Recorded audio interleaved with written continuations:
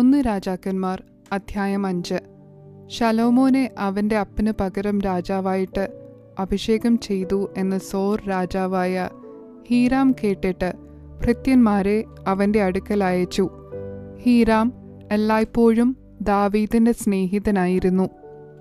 ശലോമോൻ ഹീരാമിന്റെ അടുക്കൽ ആളയച്ചു പറയിച്ചതെന്തെന്നാൽ, എന്റെ അപ്പനായ ദാവീദിന്റെ ശത്രുക്കളെ യഹോവ അവന്റെ കാൽ കീഴാക്കും വരെ ചുറ്റുമുള്ള യുദ്ധം ഹേതുവായി തന്റെ ദൈവമായ യഹോവയുടെ നാമത്തിന് ഒരാലയം പണിവാൻ അവന് കഴിഞ്ഞില്ല എന്ന് നീ അറിയുന്നുവല്ലോ. എന്നാൽ ഇപ്പോൾ ഒരു പ്രതിയോഗിയോ വിഘ്നമോ ഇല്ല. എൻ്റെ ദൈവമായ യഹോവ ചുറ്റും എനിക്ക് സ്വസ്ഥത നൽകിയിരിക്കുന്നു. ആകയാൽ ഇതാ, ഞാൻ നിനക്ക് പകരം നിന്റെ സിംഹാസനത്തിൽ ഇരുത്തുന്ന നിന്റെ മകൻ എൻ്റെ നാമത്തിന് ഒരാലയം പണിയുമെന്ന് യഹോവ എൻ്റെ അപ്പനായ ദാവീദിനോട് അരുളി ചെയ്തതുപോലെ എൻ്റെ ദൈവമായ യഹോവയുടെ നാമത്തിന് ഒരാലയം പണിവാൻ ഞാൻ വിചാരിക്കുന്നു. ആകയാൽ ലെബാനോനിൽ നിന്ന് എനിക്കായി ദേവദാരുമരം മുറിപ്പാൻ കൽപ്പന കൊടുക്കണം. എൻ്റെ വേലക്കാർ നിന്റെ വേലക്കാരോടുകൂടെ ഉണ്ടായിരിക്കും. നിന്റെ വേലക്കാർക്കും നീ പറയുന്ന കൂലി ഞാൻ എത്തിച്ചു തരാം. സീദോന്യരെ പോലെ മരം മുറിപ്പാൻ പരിചയമുള്ളവർ ഞങ്ങളുടെ ഇടയിൽ ആരുമില്ല എന്ന് നീ അറിയുന്നുവല്ലോ. ഹീരാം ശലോമോന്റെ വാക്ക് കേട്ടപ്പോൾ ഏറ്റവും സന്തോഷിച്ചു. ഈ മഹാജനത്തെ വാഴുവാൻ ദാവീദിന് ജ്ഞാനമുള്ളൊരു മകനെ കൊടുത്ത യഹോവ ഇന്ന് വാഴ്ത്തപ്പെടുമാറാകട്ടെ എന്ന് പറഞ്ഞു. ഹീരാം ശലോമോന്റെ അടുക്കൽ ആളയച്ചു പറയിച്ചതെന്തെന്നാൽ, നീ പറഞ്ഞയച്ച വസ്തുത ഞാൻ കേട്ടു. ദേവദാരുവിൻ്റെയും സരളമരത്തിൻ്റെയും കാര്യത്തിൽ നീ ഇച്ഛിച്ചതൊക്കെയും ഞാൻ ചെയ്യാം. എൻ്റെ വേലക്കാർ ലെബാനോനിൽ നിന്ന് കടലിലേക്ക് അവയെ ഇറക്കിയ ശേഷം ഞാൻ ചെങ്ങാടം കെട്ടിച്ച് നീ പറയുന്ന സ്ഥലത്തേക്ക് കടൽ വഴിയായി എത്തിച്ച് കെട്ടഴിപ്പിച്ചു തരാം. നീ ഏറ്റുവാങ്ങണം. എന്നാൽ എൻ്റെ ഗൃഹത്തിന് ആഹാരം എത്തിച്ചു തരുന്ന കാര്യത്തിൽ നീ എൻ്റെ ഇഷ്ടവും നിവർത്തിക്കണം. അങ്ങനെ ഹീരാം ശലോമോന് ദേവദാരുവും സരളമരവും അവൻ്റെ ഇഷ്ടം പോലെയൊക്കെയും കൊടുത്തു പോന്നു. ശലോമോൻ ഹീരാമിൻ്റെ ഗൃഹത്തിലേക്ക് ആഹാരം വകയ്ക്ക് 20,000 പറ ഗോതമ്പും 20 പറ ഇടിച്ചെടുത്ത എണ്ണയും കൊടുത്തു. ഇങ്ങനെ ശലോമോൻ ഹീരാമിന് ആണ്ടുതോറും കൊടുക്കും. യഹോവ ശലോമോനോട് അരുളി ചെയ്തതുപോലെ അവന് ജ്ഞാനം നൽകി. ഹീരാമും ശലോമോനും തമ്മിൽ സമാധാനമായിരുന്നു. അവർ ഇരുവരും തമ്മിൽ ഉടമ്പടിയും ചെയ്തു. ശലോമോൻ രാജാവ് ഇസ്രായേലിൽ നിന്നൊക്കെയും ഊഴിയവേലക്കാരെ വരിയിട്ടെടുത്തു. ഊഴിയവേലക്കാർ 30,000 പേരായിരുന്നു. അവൻ അവരെ മാസം തോറും 10,000 പേർ വീതം മാറി മാറി ലെബാനോനിലേക്ക് അയച്ചു. അവർ 1 മാസം ലെബാനോനിലും 2 മാസം വീട്ടിലുമായിരുന്നു. അദോനീരാം ഊഴിയവേലക്കാർക്ക് മേധാവിയായിരുന്നു.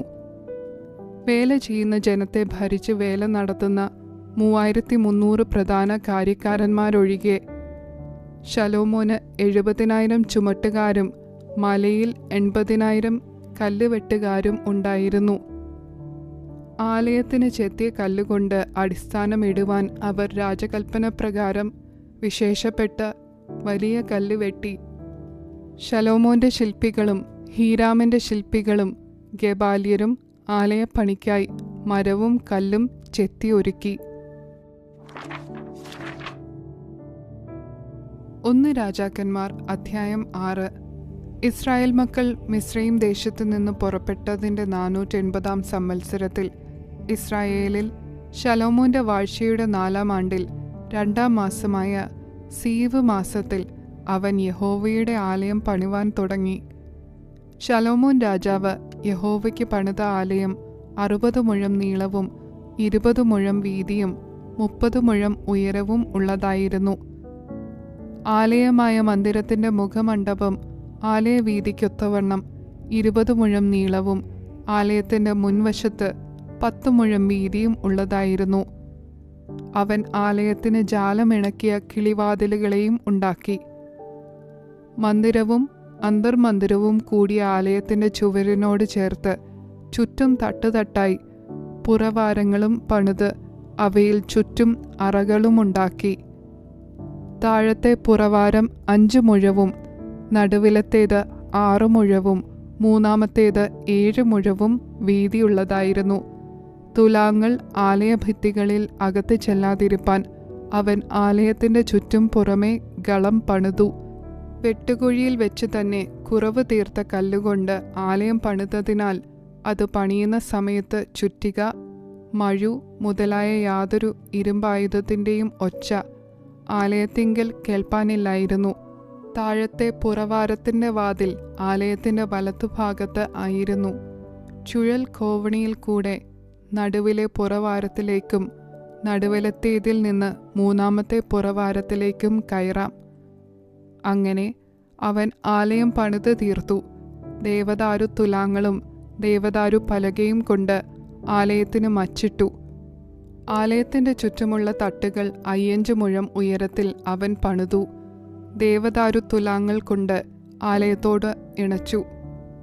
ശലോമോന് യഹോവയുടെ അരുളപ്പാടുണ്ടായതെന്തെന്നാൽ, നീ പണിയുന്ന ഈ ആലയമുണ്ടല്ലോ, നീ എൻ്റെ ചട്ടങ്ങളെ ആചരിച്ച് എൻ്റെ വിധികളെ അനുസരിച്ച് എൻ്റെ കൽപ്പനകളൊക്കെയും പ്രമാണിച്ച് നടന്നാൽ ഞാൻ നിന്റെ അപ്പനായ ദാവീദിനോട് അരുളി ചെയ്ത വചനം നിന്നിൽ നിവർത്തിക്കും. ഞാൻ ഇസ്രായേൽ മക്കളുടെ മധ്യേ വസിക്കും, എൻ്റെ ജനമായ ഇസ്രായേലിനെ ഉപേക്ഷിക്കയില്ല. അങ്ങനെ ശലോമോൻ ആലയം പണിത് തീർത്തു. അവൻ ആലയത്തിൻ്റെ ചുവർ അകത്തെ വശത്ത് ദേവദാരു പലക കൊണ്ട് പണിതു. ഇങ്ങനെ അവർ ആലയത്തിൻ്റെ നിലം മുതൽ മച്ചുവരെ അകത്തെ വശം മരം കൊണ്ട് നിറച്ചു. ആലയത്തിൻ്റെ നിലം സരളപ്പലക കൊണ്ട് തളമിട്ടു. ആലയത്തിൻ്റെ പിൻവശം 20 മുഴം നീളത്തിൽ നിലം മുതൽ ഉത്തരം വരെ ദേവദാരു പലക കൊണ്ട് പണിതു. ഇങ്ങനെയാകുന്നു അന്തർമന്ദിരമായ അതിവിശുദ്ധ സ്ഥലത്തിൻ്റെ ഉൾവശം പണിതത്. അന്തർമന്ദിരത്തിൻ്റെ മുൻഭാഗത്തുള്ള മന്ദിരമായ ആലയത്തിന് 40 മുഴം നീളമുണ്ടായിരുന്നു.